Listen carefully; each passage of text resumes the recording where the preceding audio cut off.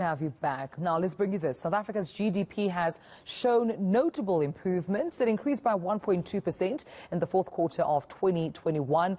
That takes it back to where it was back in 2017. So to discuss these numbers even further, we're now joined by Investec Group's Economist, Annabel Bishop. Annabel, thank you for your time and good morning to you. Let's talk about it because there's some good news here that we seem to be getting, at least from Stats SA. But what can we attribute this growth to? Yes, hi. Look, we had a very sharp contraction in the third quarter of last year, and that was from July's riots. So what we're seeing now from the data that was published yesterday on the fourth quarter GDP, it essentially just shows us a rebound in activity from those riots. It doesn't show us a full recovery. We are still below where we are in the second quarter of last year. So we haven't recovered all the ground lost from July's riots. And of course, we are still below where we were before the pandemic as well in 2019. But the data does show that there is some improvement. And of course, we anticipate we'll see further improvement as we move into the first quarter of this year's data. Yeah, I mean, we always talk about the impact of the July unrest, but I think it's important to emphasize that it was the July unrest, but also we've seen those strict lockdowns in the third quarter also impacting our GDP.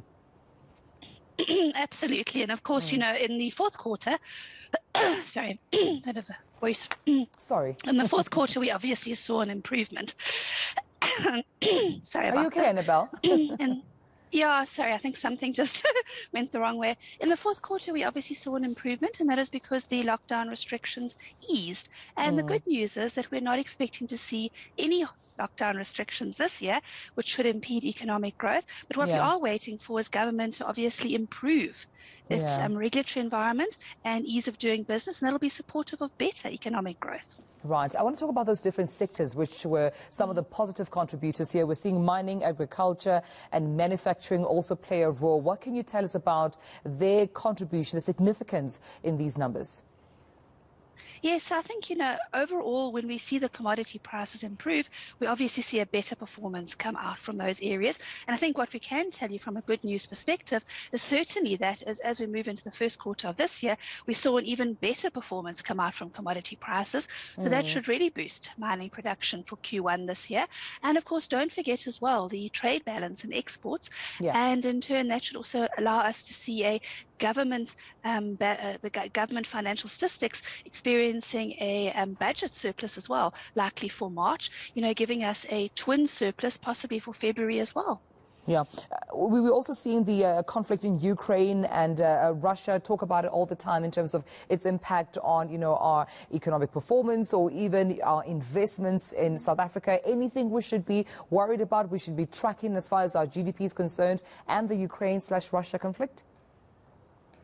Well, you know, the Ukraine-Russian war is being seen very much by markets as more of a supply disruption and something which is obviously driving up commodity prices, fears of shortages. And as you know, oil prices have escalated very substantially. The Brent crude oil price moving to $130 a barrel. And that's likely to yield us a R2 per litre increase in the petrol price in April so far. The government statistics are showing us. But of course, the month of March is not over. So this figure could change. It could even elevate. And as a consequence of that, that'll be a worry for the economy, because obviously we would see higher inflation, we're likely to see higher interest rates this year, and of course as well higher costs of doing business.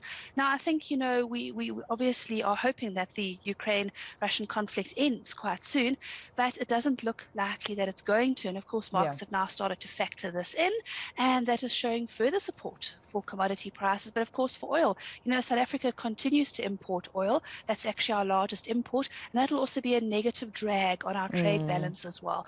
So as long as the conflict persists, and of course if it worsens, we likely will continue to see these elevated fuel costs. Just before I let you go in the few seconds I've left with you, Annabel, I'm sure South Africans would like to also know, with just the breaking news we've announced from Eskom about stage 4 blackouts from 9 a.m. today until 5 a.m. Friday morning, the impact of these blackouts to the economy, your anticipation?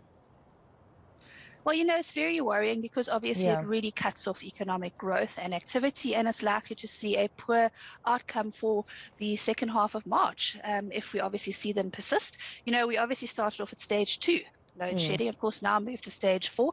And, you know, when government does resort to using the open gas cycle turbines, you know, there's a heavy usage for diesel price. And of course, as we just talked about, we're likely to see those prices go up quite significantly as well, already very elevated. So that'll again be a cost for Eskom. And of course, it worsens its financial situation. So possibly that's why instead we are seeing this load shedding, as opposed to resorting to using those diesel generators. And hopefully it's something that gets resolved fairly quickly. But I think all of us in South Africa need to recognize that Eskom is in a very dire state.